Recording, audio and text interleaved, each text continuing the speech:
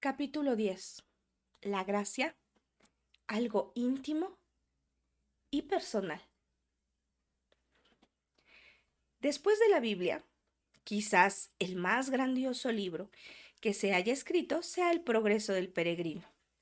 Los que no se han familiarizado con esta obra clásica del siglo XVII se sorprenderán de saber que fue escrita por un hombre que soportaba ya su tercer encarcelamiento. La primera vez estuvo preso 6 años y cumplió otros 6 años la segunda vez. La razón por la que estaba preso era siempre la misma: predicar el Evangelio de Jesucristo. Cuando volvió para cumplir su tercera sentencia, Dios inspiró a Juan Bunyan, un ojalatero de Bedford, Inglaterra, para que escribiera su inmortal obra. Igual a Handel, mientras componía el Mesías, su magnum opus musical, la pluma de Bunyan se movía rápidamente. Como un hombre lo describió, se movía. De hecho, con la velocidad de un sueño, y el sueño se convirtió en un libro. Este libro, publicado hace más de 300 años, ha afectado la vida de muchísimas personas en el mundo. ¿Quién podría imaginar los millones de ejemplares que se han impreso en numerosas traducciones a través de los años? Por donde voy, encuentro personas que, como yo, han gastado más de un ejemplar y todavía se deleitan volviendo a sus páginas para enriquecerse espiritualmente. Son muy pocos los libros de los que diría, como de este, que constituyen una obra maestra donde la verdad bíblica se expresa de manera apropiada para cualquier generación. Se trata de la fascinante historia de un hombre llamado Cristiano, cuyo peregrinaje desde la tierra hacia el cielo, desde el pecado a la salvación, está lleno de todas las luchas y caídas que arroja a su paso la vida. Persiste en su travesía y finalmente alcanza el tan anhelado destino, el paraíso de Dios.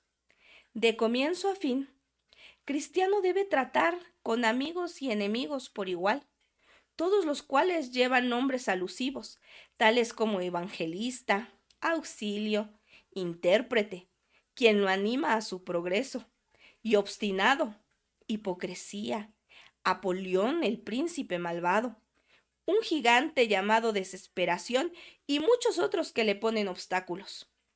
Un problema especial para Cristiano es el que le plantea legalidad, que vivía, como se podrán imaginar, en el monte Sinai. En la primera parte de su viaje, Cristiano viaja con una pesada carga sobre sus espaldas: el pecado. Y ninguno de los que operaban en su contra podía ayudarlo a llevarla, especialmente legalidad, como expresa el autor. Legalidad no puede liberarte de la carga. Jamás ha sido capaz de liberar a hombre alguno, ni lo hará en el futuro. Nadie puede ser justificado por las obras de la ley. Poco después de haberse encontrado con legalidad, Cristiano es guiado por intérprete a una enorme habitación llena de polvo. Jamás había sido barrida desde el día de su construcción. Bunyan describe magníficamente cómo se barrió y limpió la habitación. Luego lo tomó de la mano y lo condujo a una gran sala llena de polvo, que nunca había sido barrida. Después de revisarla brevemente, intérprete llamó a un hombre para que la barriera. Cuando empezó a hacerlo, se levantó tanto polvo que Cristiano casi se ahoga. Entonces, intérprete le dijo a un joven que estaba allí que trajera el agua y rociara la habitación. Cuando la joven lo hizo, pudo barrer y limpiar la sala con gusto. Entonces Cristiano preguntó: ¿qué significa esto? Intérprete le contestó: esta sala es el corazón de un hombre que nunca ha sido santificado por la dulce gracia del Evangelio. El polvo es el pecado original y la corrupción personal que han manchado al hombre entero. El que empezó a barrer es la ley, pero la joven que trajo el agua y la roció es el Evangelio. Ahora bien, Como pudiste observar, cuando el primero empezó a barrer, no solo voló el polvo por toda la habitación, sino que casi te ahogas con él. Esto es para mostrarte que la ley, en vez de limpiar el pecado del corazón con sus obras, lo aviva, lo fortalece y lo incrementa en el alma, porque aunque lo pone de manifiesto y lo condena, no otorga el poder para vencerlo. Y también has visto que cuando la joven roció con agua la sala, pudo ser barrida con gusto. Esto es para mostrarte que cuando el Evangelio entra y con él su dulce y preciosa influencia en el corazón, así como la joven hacía que el polvo se asentara en el piso por efecto del agua, así el pecado es vencido y sometido, y el alma del hombre queda limpia por la fe, y en consecuencia está en condiciones de que el Rey de Gloria habite en ella. Hizo falta la gracia, la dulce gracia del Evangelio, para limpiar esa habitación de toda su suciedad, y también hace falta hoy en día. Todos aquellos que están familiarizados con el progreso del peregrino no tienen ningún problema en recordar que el nombre del peregrino a lo largo del libro es Cristiano. Para mi sorpresa, pocos recuerdan su nombre original, aunque se dice con claridad en la alegoría. En la escena en la que aparece por primera vez, el peregrino está conversando con un portero. Portero, ¿cuál es tu nombre? Peregrino. Mi nombre es ahora Cristiano, pero al principio me llamaba sin gracia. Lo mismo se podría decir de todos nosotros que hoy reclamamos el glorioso nombre de Jesucristo como nuestro Señor y Salvador. Nuestro nombre es ahora Cristiano, pero no siempre ha sido así. Este título nos fue dado en el momento en que creímos, el día en que confiamos en la palabra de Dios y aceptamos el regalo de la vida eterna que Él nos ofreció. Antes del cambio de nombre éramos sin gracia, por cierto. Mi pregunta es esta: ahora que Cristo ha entrado a nuestras vidas y ha arrancado de nuestras espaldas la pesada carga del pecado, ¿estamos llenos de gracia? Habiendo sido sin gracia por tantos años, ¿somos conscientes de la gracia? ¿Estamos experimentando un despertar de la gracia? ¿Estamos realmente llegando a ser llenos de la gracia? Modelos de la gracia se necesitan hoy más que nunca. El proceso que conduce al despertar de la gracia. ¿Quiere que le dé una dosis de ánimo? Dios está trabajando en esa dirección con todos sus hijos. Ese es su objetivo constante, su agenda diaria. En tanto nos conduce a nuestro destino final, la ciudad celestial, como la llama Bunyan, habiendo limpiado nuestros corazones de la suciedad de nuestra propia corrupción y del polvo de la opresión del pecado. Dios trabaja ahora a diario para despertar la gracia dentro de nosotros, perfeccionando nuestro carácter y llevándonos hacia la plenitud. Permítame mostrarle a partir de 4 fuentes del Nuevo Testamento porque estoy tan seguro de ello.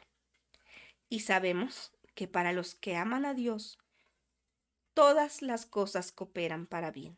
Esto es, para los que son llamados conforme a su propósito, porque a los que de antemano conoció, también los predestinó a ser hechos conforme a la imagen de su Hijo, para que Él sea el primogénito entre muchos hermanos. Romanos 8, 28 y 29. Estando convencido precisamente de esto, que el que comenzó en vosotros la buena obra, la perfeccionará hasta el día de Cristo Jesús, Filipenses 1:6, el cual transformará el cuerpo de nuestro estado de humillación en conformidad al cuerpo de su gloria, por el ejercicio del poder que tiene aún para sujetar todas las cosas a sí mismo. Filipenses 3:21. No mintáis los unos a los otros, puesto que habéis desechado al viejo hombre con sus malos hábitos, y os habéis vestido del nuevo hombre, el cual se va renovando hacia un verdadero conocimiento conforme la imagen de aquel que lo creó. Colosenses 3, 9 y 10. Fíjese bien en esas palabras claves. Conforme a, el que comenzó, perfeccionará, completará, transformará, renovando. Todos estamos involucrados en este mismo proceso, nuestro propio progreso del peregrino, bajo la poderosa mano de Dios y su constante supervisión. Él está trabajando por nosotros, no en contra de nosotros, y sus planes son para nuestro bien, no para mal. Su meta para nosotros está claramente definida, que lleguemos a ser como su Hijo, lleno de gracia y de verdad. Cuando pienso en este proceso de transformarnos en personas de gracia renovada, identifico por lo menos 3 factores que están involucrados en él. Primero, el tiempo. Aprender cualquier cosa lleva tiempo. Parece que llegar a ser buenos modelos de gracia lleva años, al igual que la sabiduría. Es algo que viene lentamente, pero Dios no tiene apuro y sigue expurgando de nuestro ser las características contrarias a la gracia. Pero podemos estar seguros de una cosa: Dios es perseverante. En segundo lugar, el sufrimiento. El polvo de nuestra habitación no se asienta fácilmente. No conozco ninguna persona que haya alcanzado un estado mental de gracia sin algún sufrimiento. El dolor es parte del programa de estudios de la Escuela de Dios. En tercer lugar, debe haber un cambio. Carecemos de gracia. Nos resistimos a ella y fallamos en expresarla, pero Dios nunca detiene en su inexorable obra, porque está empeñado en que cada día lleguemos a ser más como su Hijo. Recuerda, el que comenzó en vosotros la buena obra, la perfeccionará. Algunos ejemplos de pedir la gracia para asuntos cotidianos. En este libro titulado Mero Cristianismo de C.S. Lewis leemos: el verdadero Hijo de Dios está a nuestro lado. Está comenzando a transformarlo para que sea semejante a Él. Está empezando, por así decirlo, a inyectar su clase de vida y pensamiento en usted, empezando a hacer del soldado de plomo un ser vivo. La parte suya que resiste a este proceso es la que todavía es plomo. La figura usada por C.S. Lewis me deja intrigado. Mientras pensaba en aquellas esferas que todavía son de plomo, en mi propia vida, se me ocurrió que respecto a eso es que debo pedir la gracia de Dios. Cada uno de nosotros podría decir lo mismo, de modo que tomé mi concordancia bíblica del librero, busqué la palabra gracia y empecé a estudiar los pasajes del Nuevo Testamento que señalan o ilustran situaciones cotidianas que ejemplifican el plomo. Esas esferas en las que la mayoría de nosotros todavía necesitamos reclamar la gracia de Dios. Encontré 5 puntos débiles donde creo que es necesaria la ayuda de Dios: la inseguridad, la debilidad, la agresividad, la contemporización y el orgullo. Reconozco que son batallas muy personales, pero si la gracia no viene a nosotros de manera íntima y personal, ¿de qué nos sirve? Al leer las próximas páginas, dejemos que la suave unción de su aceite penetre el plomo de nuestra vida. Quizás al dejar que la gracia entre profundamente y se transforme en algo personal, logremos liberarnos de algunas cosas que no están bien en nuestra vida. Espero que esto nos ayude a acelerar nuestro propio progreso como peregrinos hacia el despertar de una gracia semejante a la de Cristo. 1. Quiero gracia para ser lo que soy: el plomo de la inseguridad. Luego, se apareció a más de 500 hermanos a la vez, la mayoría de los cuales viven aún, pero algunos ya duermen. Después se apareció a Jacobo, luego a todos los apóstoles y al último de todos, como a un nacido fuera de tiempo, se me apareció también a mí, porque yo soy el más insignificante de los apóstoles, que no soy digno de ser llamado apóstol, pues perseguía la iglesia de Dios, pero por la gracia de Dios soy lo que soy, y su gracia para conmigo no resultó vana. Antes bien he trabajado mucho más que todos ellos, aunque no yo, sino la gracia de Dios en mí. Sin embargo, haya sido yo o ellos, así predicamos y así creísteis. Primera de Corintios 15, del 6 al 11. A lo largo de mis años en el ministerio, en los que he trabajado hombro a hombro con muchos creyentes, he observado que muchos siervos de Dios tienen temor de ser lo que son. He conocido a algunos que no tienen la menor pista de su propia identidad porque están demasiado ocupados complaciendo a los demás. Pero la mayoría cabe en otra categoría. Son los que sí saben lo que son, pero se sienten incómodos de que se manifieste la verdad.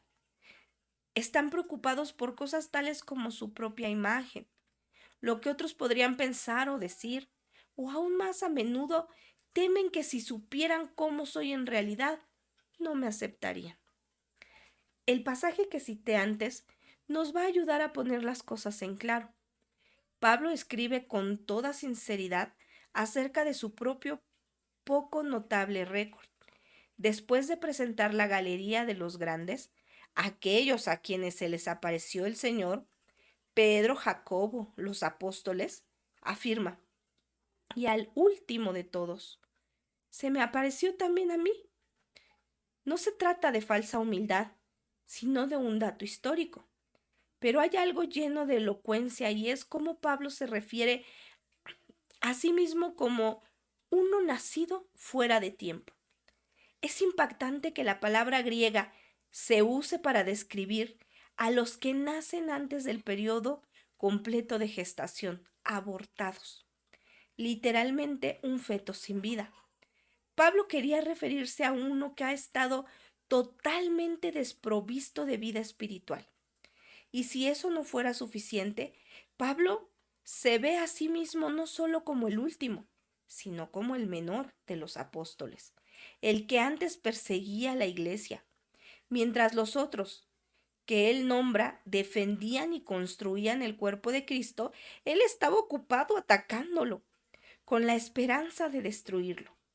Esa es la evaluación que hace de sí mismo, comparándose con esos otros hombres de Dios. Eso podría haber afectado desastrosamente su autoimagen, pero no fue así. Aunque no negaba la realidad de su pasado, Pablo se negaba a arrastrarse y esconderse, paralizado por los sentimientos de inseguridad. ¿Por qué? La respuesta es obvia, por la gracia. La gracia vivificadora y renovadora de Dios cambió toda la perspectiva del apóstol. Pero por la gracia de Dios soy lo que soy. Y su gracia para conmigo no resultó vana. Antes bien, he trabajado mucho más que todos ellos, aunque no yo, sino la gracia de Dios en mí. Primera de Corintios 15:10. La gracia hizo de él lo que era. La gracia le dio el valor de ser quien era. La gracia le dio energía para hacer todo lo que hizo. Al darse cuenta de que no merecía y nunca podía llegar a merecer los privilegios que había recibido, Pablo se sentía libre para hacer precisamente lo que era y para hacer exactamente lo que había sido llamado a hacer. La gracia era como su aliada silenciosa, su constante compañera de viaje, ya que él, por sí mismo, no merecía en absoluto la parte que le había tocado hacer en la obra que Dios estaba realizando en el mundo. No puedo dejar de mencionar que se negaba a compararse a sí mismo y a competir con sus colegas. La gracia nos libera de todo eso. Me gusta la forma en que lo explica un comentario bíblico. A pesar de no cumplir los requisitos para llevar ese nombre, la gracia de Dios lo ha hecho merecedor. El que perseguía ha sido perdonado y el abortado ha sido adoptado. Sí, el plomo de su vida es la inseguridad. Le sugiero grandes dosis diarias de gracia, gracia íntima y personal.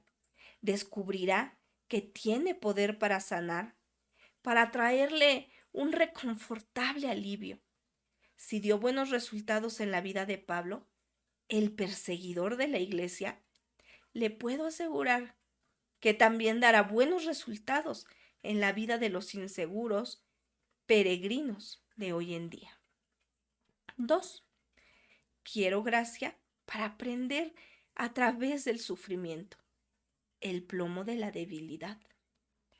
Y dada la extraordinaria grandeza de las revelaciones, por esta razón, para impedir que me enalteciera, me fue dada una espina en la carne, un mensajero de Satanás que me abofetea, para que no me enaltezca.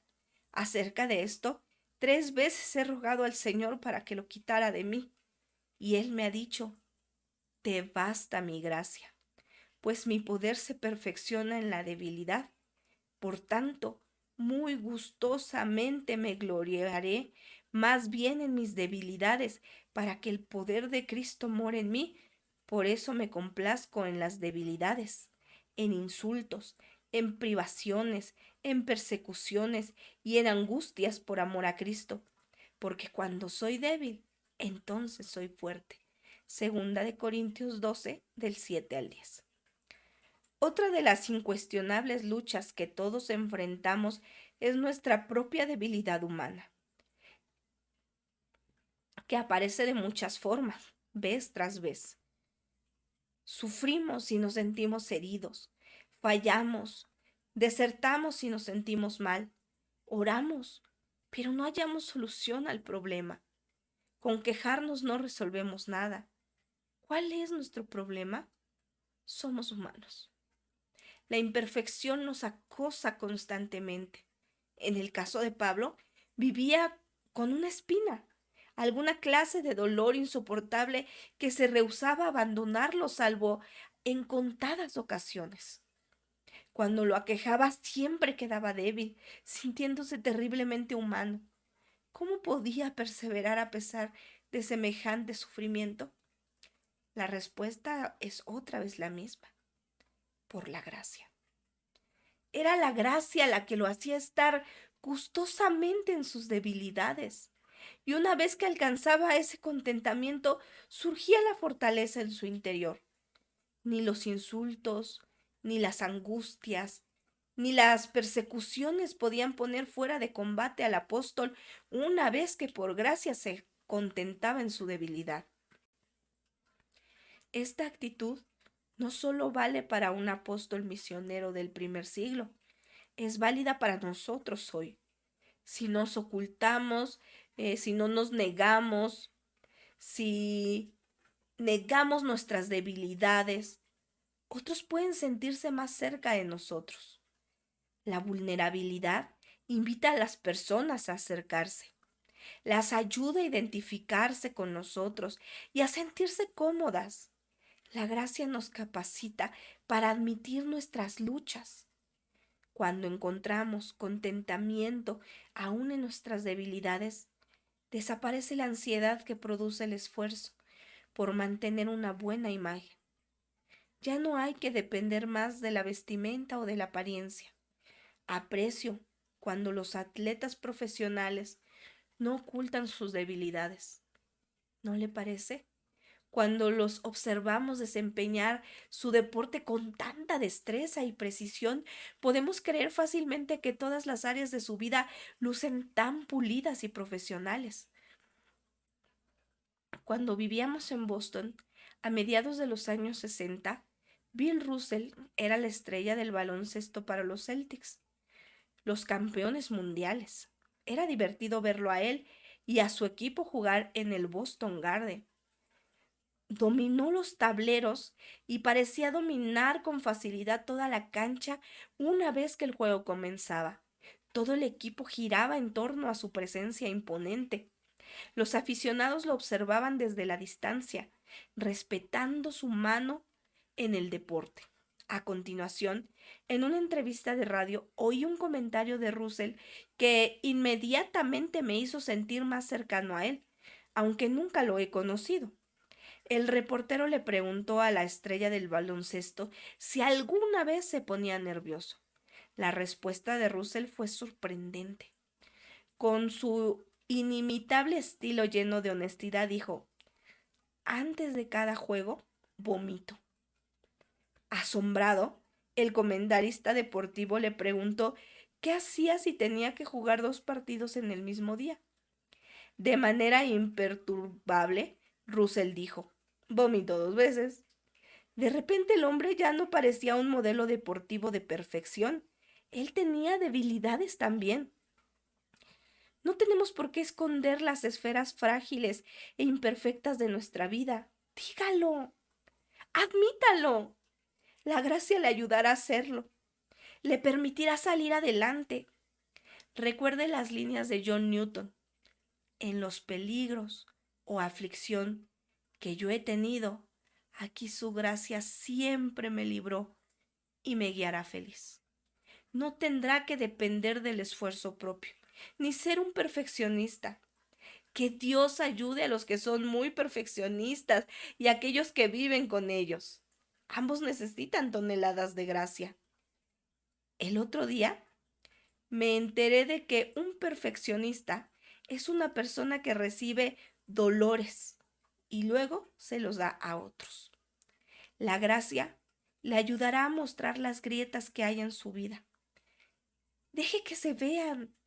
Nadie puede identificarse con aquellos que dan la impresión de logros impecables y un éxito grandioso. Todos podemos identificarnos con el fracaso y la imperfección. La gracia en medio de la debilidad nos capacita para llegar a ser instrumentos de poder en las manos de Dios. Recuerdo haber predicado un sermón en el cual yo estaba luchando con un dolor de garganta y laringitis. No podía levantar mi voz por encima de un susurro. Así que pensé, voy a guardar mi voz susurrando. Me enteré después de que es lo peor que podría haber hecho por mi voz, pero yo no lo sabía entonces. Cuando terminé ese sermón, quería huir. Yo sentía que mi presentación había sido terrible. Pensé que era el peor sermón que había dado. Entonces ocurrió algo sorprendente. No sé cuántas personas se contactaron conmigo más tarde y dijeron: nunca sabrá cuánto su sermón me ha ministrado. Y yo me encontraba allí con evidente debilidad física y dolor, obstaculizado, limitado por algo que no podía controlar o detener. Sin embargo, se convirtió en aliento para los demás. Se convirtió en aliento para alguien, especialmente para aquellos que dijeron que se preguntaban si alguna vez yo había luchado con debilidades. Inmediatamente podían identificarse conmigo, en vez de verme desde la distancia con algún tipo de admiración irrealista. Creo que comprenden a lo que me refiero. En la debilidad, la gracia nos convierte en instrumentos de poder en las manos de Dios. 3. Quiero gracia para responder correctamente en todas las situaciones que se me presentan. El plomo de la agresividad. Andad sabiamente para con los de afuera, aprovechando bien el tiempo. Que vuestra conversación sea siempre con gracia, sazonada como con sal, para que sepáis cómo debéis responder a cada persona. Colosenses 4, 5 y 6. Esta gracia tiene que ver con la forma en que respondemos a nuestros semejantes. ¿Se ha dado cuenta de que la vida es en realidad ¿Una cadena de respuestas? Pasamos nuestros días respondiendo a aquellos que no conocen al Salvador, a los que son hermanos nuestros en el cuerpo de Cristo, a nuestros hijos, padres, amigos, a los que padecen necesidad, a los colegas en el trabajo, a los compañeros de estudio. A la luz de eso, ¿ha observado lo que escribe Pablo acerca de la tendencia a la agresividad? Ese hombre de plomo que hay en todos nosotros. Pablo menciona que necesitamos sabiduría, palabras sazonadas con sal, la respuesta adecuada a nuestros semejantes. Sal quizás se refiere aquí a la idea de buen sabor, tacto, palabras apropiadas en el momento adecuado. La gracia nos da eso y mucho más. Por ejemplo, el ser agradables con los demás, que su manera de hablar sea siempre agradable, encantadora, atractiva, placentera. En este terreno, la gracia es un maestro. Si yo tuviera el poder en mi mano para tocar y sanar una parte del cuerpo de Cristo, sanaría la lengua, incluso la mía. La lengua es lo que más enfermedades difunde en el cuerpo de Cristo, especialmente cuando le falta gracia, que es la que da el tacto necesario para hablar. El tacto es como un ropaje, ayuda a organizar una verdad que parece dura de manera más atractiva. La verdad por sí sola puede ser un tanto dura e impactante, y a veces demasiado incisiva y hasta brutal. No hay nada mejor que una buena porción de gracia para hacer que la verdad resulte agradable.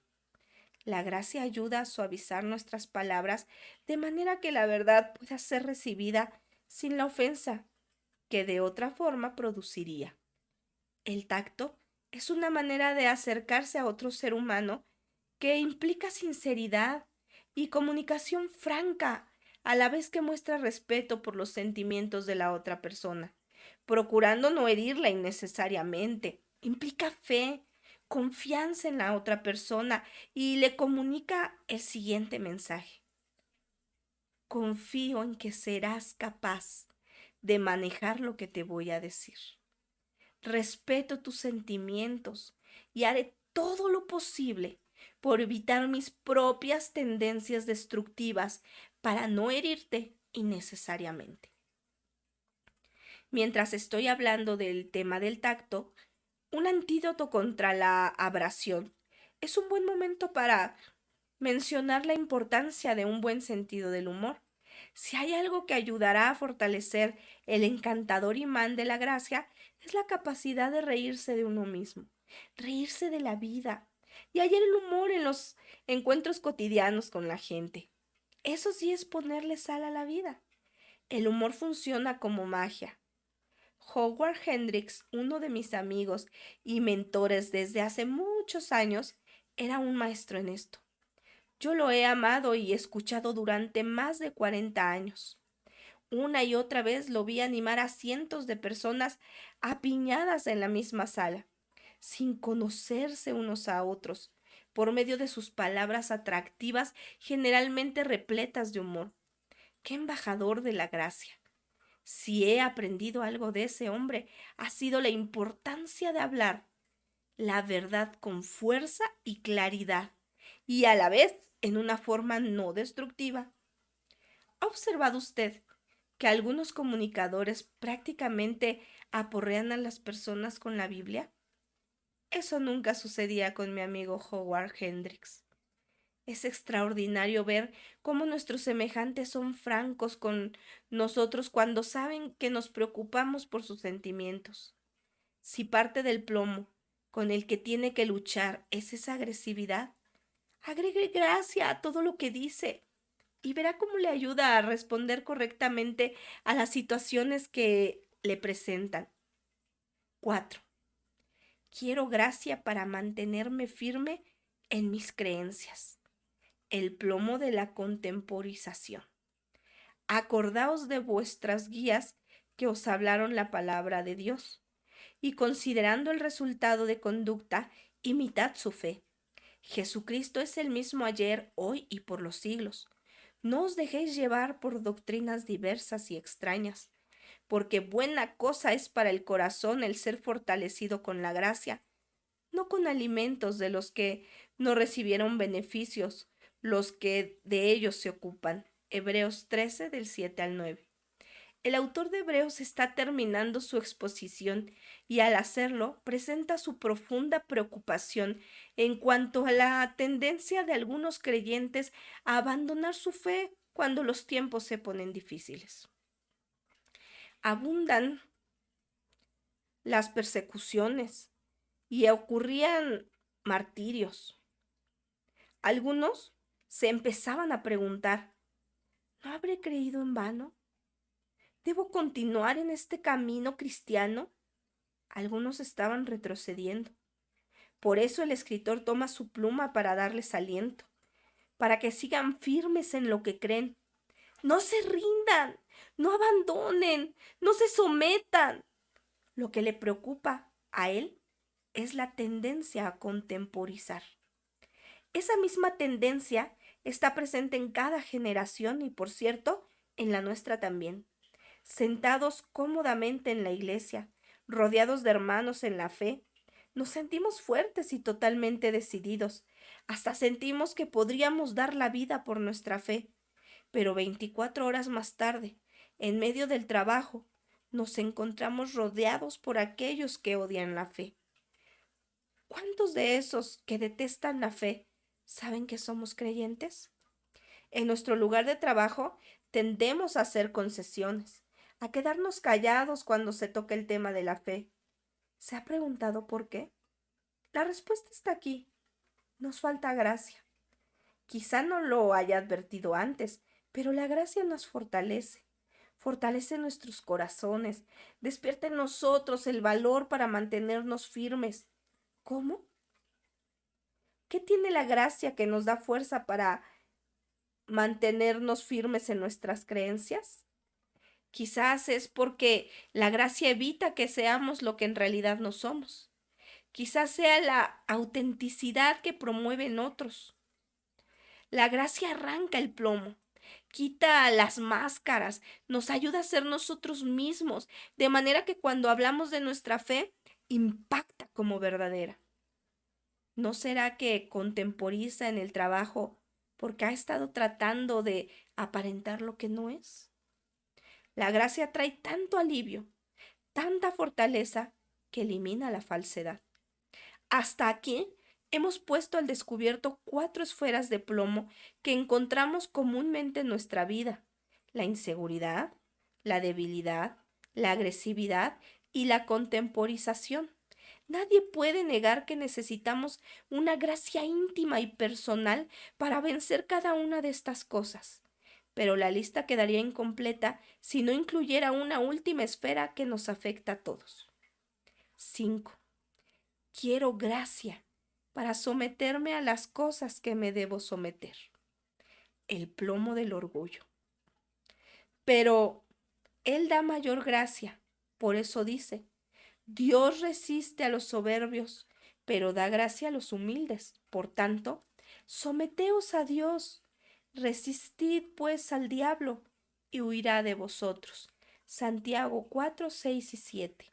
Asimismo, vosotros los más jóvenes, estad sujetos a los mayores y a todos, revestíos de humildad en vuestro trato mutuo, porque Dios resiste a los soberbios, pero da gracia a los humildes. Primera de Pedro 5:5. Estos dos pasajes del Nuevo Testamento se basan en Proverbios 3:34. Ciertamente, Él se burla de los burladores, pero da gracia a los afligidos.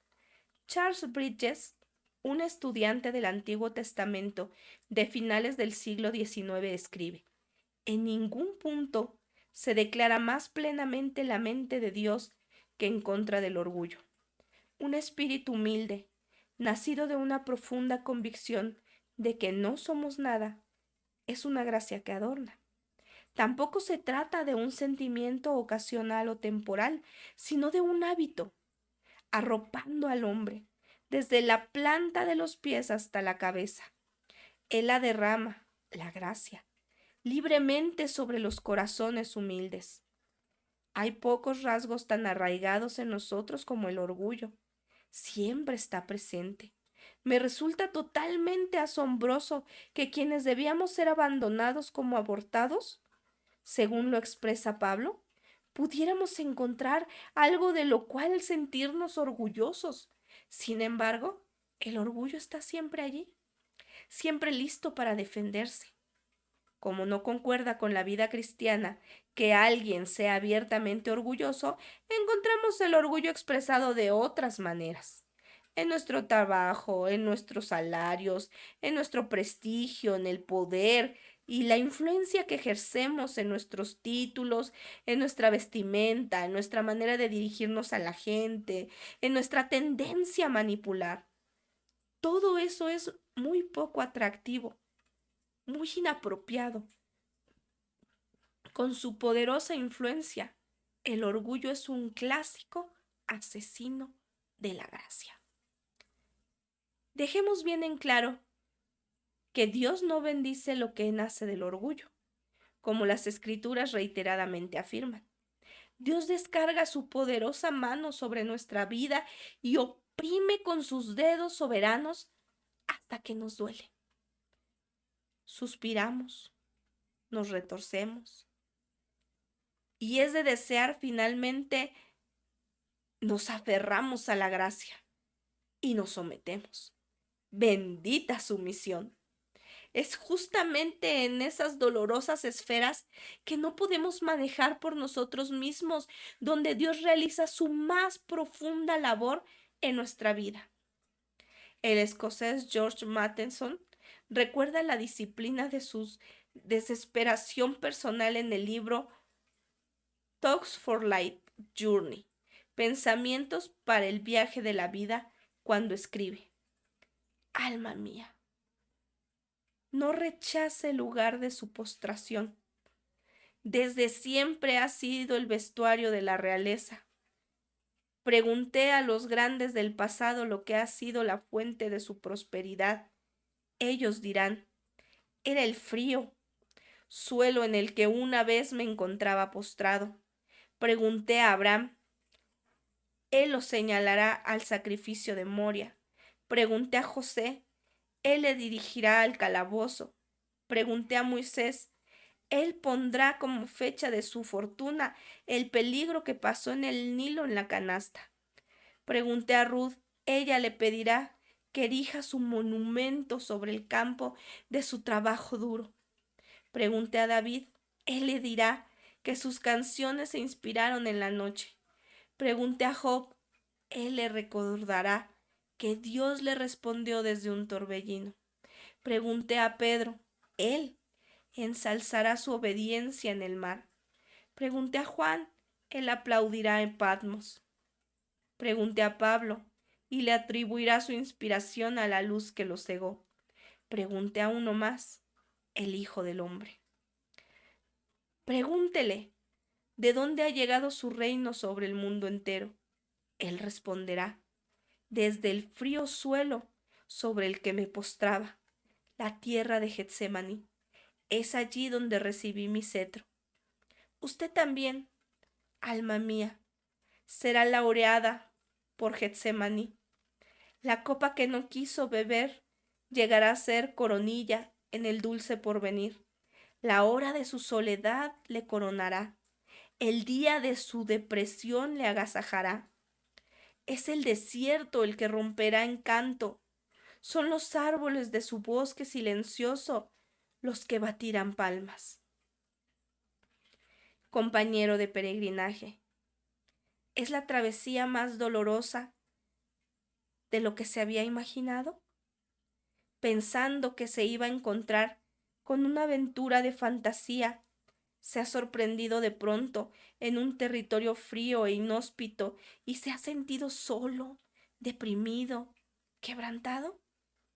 ¿Se ha empezado a preguntar si se ha equivocado de camino? Créame que no es así. Dios está obrando en usted.